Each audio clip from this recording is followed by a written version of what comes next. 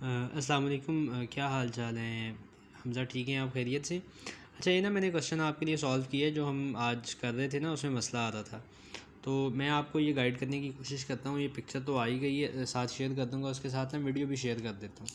अच्छा देखिए, सबसे पहले ना हमने ये ली है, पूरी ट्रायंगल ली है, यानी कि RSQ सॉरी, मैंने नाम रख दिए, वहाँ पे PQ गिवन था तो मैंने पूरी के नाम रख दिए।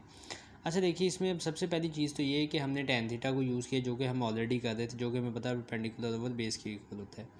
मसला ये कर रहे थे, हम इस ट्रायंगल को सेपरेट डील कर रहे थे और इसको सेपरेट डील कर रहे थे, लेकिन हालांकि हमें पूरी की पूरी ट्रायंगल को ना कंबाइन करना था, तो मतलब ये होना था, ठीक है।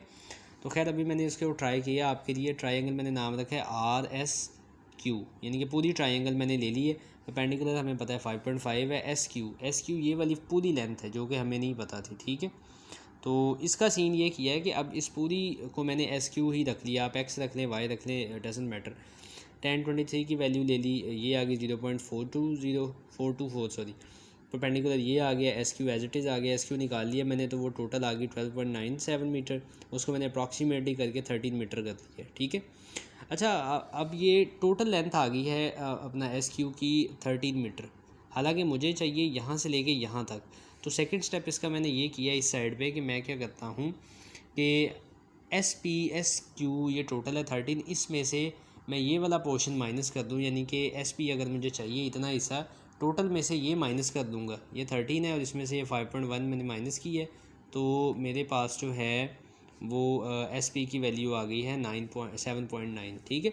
अब ये वाली वैल्यू जो है मैं आगे यूज़ कर सकता हूँ। इधर आ जाएँ अब, ये लास्ट में इस स्टेप में, इसमें मैंने ये किया है कि इसमें अगेन tan को यूज़ किया, लेकिन अब ट्राइंगल R, ऊपर देखें RS और P, ये वाली सॉरी, ये छोटी ट्राइंगल अब मैंने ली है।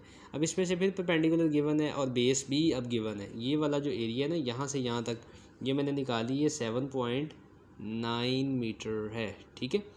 अच्छा, तो अब हम क्या करते हैं जी, अब मैंने tan theta is equal to perpendicular over the base, perpendicular ये आ गया, बेस जो है 7.9 जो मैंने ऊपर लिखी वो आ गई।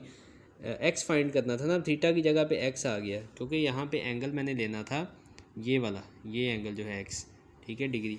तो यहाँ पे एंगल ये वाला आ गया, यानी कि उसको थीटा को मैंने रिप्लेस कर दिया एक्स से, तो x is equal to tan inverse into इन दोनों को मैंने डिवाइड किया तो ये आ गया, और tan इधर जाके इन्वर्स हो गया, तो एक्स की वैल्यू आ गई 34.8 डिग्री। सो इस तरह ये सारा क्वेश्चन होना था, ठीक है।